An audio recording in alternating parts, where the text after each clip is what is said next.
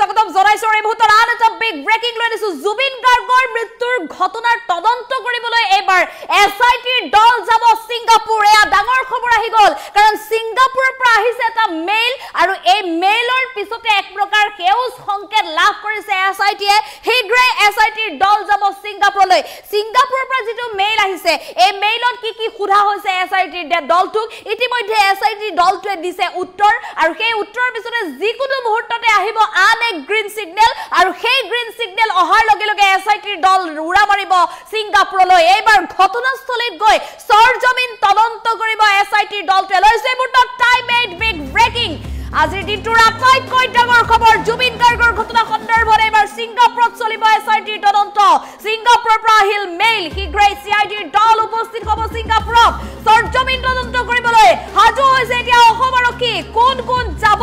কি তদন্ত কৰিব সৰজমিন তদন্ত কৰিব যেটো এছআইটিৰ দলটোৱে গৈ ছিংগাপুৰত কোন যাব কি তদন্ত কৰিব সকলো আগতীয়াকৈ জনোৱা হৈছে ইতিমধ্যে ছিংগাপুৰ প্ৰশাসনক ইতিমধ্যে সকলো এজেন্ডা জনোৱা হৈছে ছিংগাপুৰক কি তথ্য প্ৰয়োজন হৈছে এতিয়া এছআইটিৰ দলটোক তদন্তৰ বাবে সেই সন্দৰ্ভত জনোৱা হৈছে সেউজ সংকেত পালে ছিংগাপুৰলৈ মেলিব ধাপলি এছআইটিৰ দলটো আমি পুনৰ জনাইছো এটা বিগ ব্ৰেকিং সমগ্ৰ অসমবাসীয়ে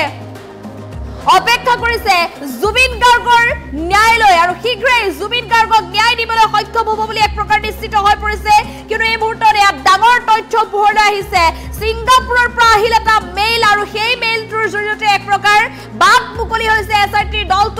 দলটোৱে ছিংগাপুৰত তদন্ত প্ৰক্ৰিয়া চলাবলৈ এক প্ৰকাৰ নিশ্চিতি লাভ কৰিছে ছিংগাপুৰ চৰকাৰৰ তৰফৰ পৰা কাৰণ ইতিমধ্যে ছিংগাপুৰলৈ যেটো ইতিমধ্যে আবেদন কৰিছিল এছআইটিৰ তদন্তকাৰী দলটোৱে জুবিন গাৰ্গৰ ঘটনা সন্দৰ্ভত ছিংগাপুৰত গৈ তদন্ত প্ৰক্ৰিয়া অব্যাহত ৰখাৰ বাবে আৰু এই সন্দৰ্ভত যেটো গৃহ মন্ত্ৰালয়ৰ জৰিয়তে ইতিমধ্যে কথা বতৰা পাতিছিল ছিংগাপুৰ চৰকাৰৰ জৰিয়তে ছিংগাপুৰ চৰকাৰৰ পৰা ইতিমধ্যে সেই মেইলৰ উত্তৰ আহিছে আৰু সেই মেইলৰ উত্তৰত এতিয়া এছআইটিৰ তদন্তকাৰী দলটোক সোধা হৈছে যে এছআইটিৰ তদন্তকাৰী দলটোত কোন যাব ছিংগাপুৰলৈ জুবিন গাৰ্গৰ ঘটনা সন্দৰ্ভত তদন্ত কৰিবলৈ আৰু প্ৰতিগৰাকী ব্যক্তিৰে সকলো ধৰণৰ তথ্য ইতিমধ্যে সংগ্ৰহ কৰিছে ছিংগাপুৰ চৰকাৰে আৰু সমান্তৰালভাৱে জুবিন গাৰ্গৰ ঘটনা সন্দৰ্ভত সমগ্ৰ ঘটনাস্থলী পৰ্যবেক্ষণ কৰিবলৈ কিদৰে পদক্ষেপ গ্ৰহণ কৰিব অৰ্থাৎ এছআইটিৰ দলটোৱে কি পদক্ষেপ লৈছে এজেন্ডা কি সকলো সন্দৰ্ভতে ইতিমধ্যে ছিংগাপুৰৰ পৰা মেইলত প্ৰশ্ন কৰা হৈছে সেই প্ৰশ্নৰ উত্তৰ ইতিমধ্যে দিছে এছআইটিৰ দলটোৱে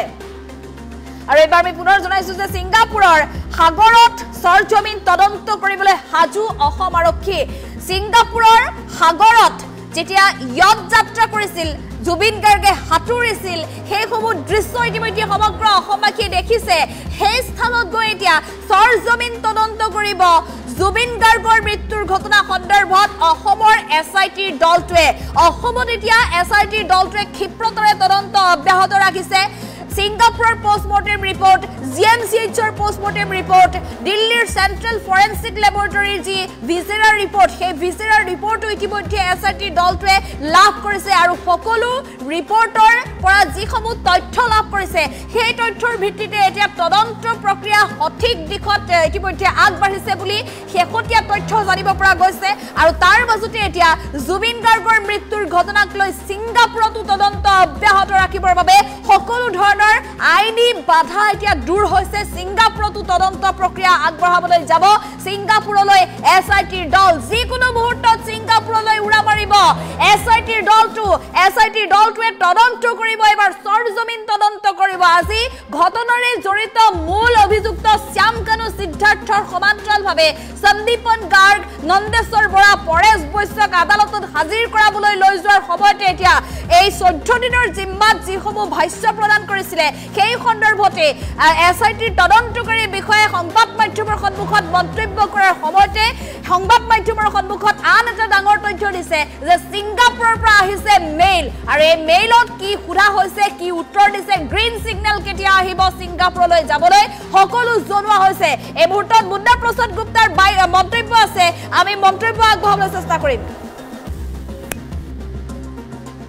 আমি যোৱাকালি ছিংগাপুৰ অথৰিটিৰ পৰা ভাৰতীয় হাই কমিছনৰ জৰিয়তে এটা মেইল পাইছোঁ তেওঁলোকে তাত আমাক বিচাৰিছে যে আপোনালোকৰ কোন অফিচাৰ আহিব আৰু আপোনালোকৰ কি এজেণ্ডা আছে ইয়াত সেইটো আমাক জনাওক সেইটো আমি ইতিমধ্যে জনাইছোঁ আৰু আপোনালোক কালি আমি তাৰ জবাব দিলোঁ আৰু আমাৰ এমলেট ৰিকুৱেষ্টটো যোৱা 30 ছেপ্টেম্বৰতে তেওঁলোকে পাইছে গতিকে এইটো এটা খুব পজিটিভ ডেভেলপমেণ্ট আৰু মই আশা ৰাখিছোঁ যে খুব সোনকালে আমি তেওঁলোকৰ পৰা গ্ৰীণ ছিগনেল পাম আৰু আমি তাত গৈ আমাৰ যি তদন্তৰ কাম আছে সেইটো আগবঢ়াব পাৰিম আৰু ইতিমধ্যে ইয়াত আমাৰ তদন্তৰ কাম খুব ভালকৈ চলি আছে আমি যোৱাকালি ছিংগাপুৰ অথৰিটিৰ পৰা ভাৰতীয় হাই কমিশ্যনৰ জৰিয়তে এটা মেইল পাইছোঁ তেওঁলোকে তাত আমাক বিচাৰিছে যে আপোনালোকৰ কোন কোন অফিচাৰ আহিব আৰু আপোনালোকৰ কি কি এজেণ্ডা আছে ইয়াত সেইটো আমাক জনাওক সেইটো আমি ইতিমধ্যে জনাইছোঁ আৰু আপোনালোক কালি আমি তাৰ জবাব দিলোঁ আৰু আমাৰ এমলেট ৰিকুৱেষ্টটো যোৱা 30 ছেপ্টেম্বৰতে তেওঁলোকে পাইছে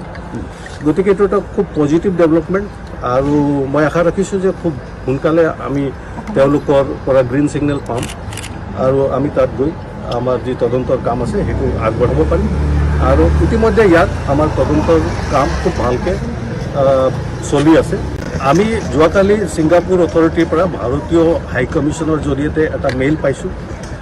তেওঁলোকে তাত আমাক বিচাৰিছে যে আপোনালোকৰ কোন কোন অফিচাৰ আহিব আৰু আপোনালোকৰ কি কি এজেণ্ডা আছে ইয়াত সেইটো আমাক জনাওক সেইটো আমি ইতিমধ্যে জনাইছোঁ আৰু আপোনালোক কালি আমি তাৰ জবাব দিলোঁ আৰু আমাৰ এমলেট ৰিকুৱেষ্টটো যোৱা 30 ছেপ্টেম্বৰতে তেওঁলোকে পাইছে গতিকে এইটো এটা খুব পজিটিভ ডেভেলপমেণ্ট আৰু মই আশা ৰাখিছোঁ যে খুব সোনকালে আমি তেওঁলোকৰ পৰা গ্ৰীণ ছিগনেল পাম আৰু আমি তাত গৈ আমাৰ যি তদন্তৰ কাম আছে সেইটো আগবঢ়াব পাৰিম আৰু ইতিমধ্যে ইয়াত আমাৰ তদন্তৰ কাম খুব ভালকৈ চলি আছে আমি যোৱাকালি ছিংগাপুৰ অথৰিটিৰ পৰা ভাৰতীয় হাই কমিশ্যনৰ জৰিয়তে এটা মেইল পাইছোঁ তেওঁলোকে তাত আমাক বিচাৰিছে যে আপোনালোকৰ কোন কোন অফিচাৰ আহিব আৰু আপোনালোকৰ কি কি এজেণ্ডা আছে ইয়াত সেইটো আমাক জনাওক সেইটো আমি ইতিমধ্যে জনাইছোঁ আৰু আপোনালোক কালি আমি তাৰ জবাব দিলোঁ আৰু আমাৰ এমলেট ৰিকুৱেষ্টটো যোৱা 30 ছেপ্টেম্বৰতে তেওঁলোকে পাইছে গতিকে এইটো এটা খুব পজিটিভ ডেভেলপমেণ্ট আৰু মই আশা ৰাখিছোঁ যে খুব সোনকালে আমি তেওঁলোকৰ পৰা গ্ৰীণ ছিগনেল পাম আৰু আমি তাত গৈ আমাৰ যি তদন্তৰ কাম আছে সেইটো আগবঢ়াব পাৰিম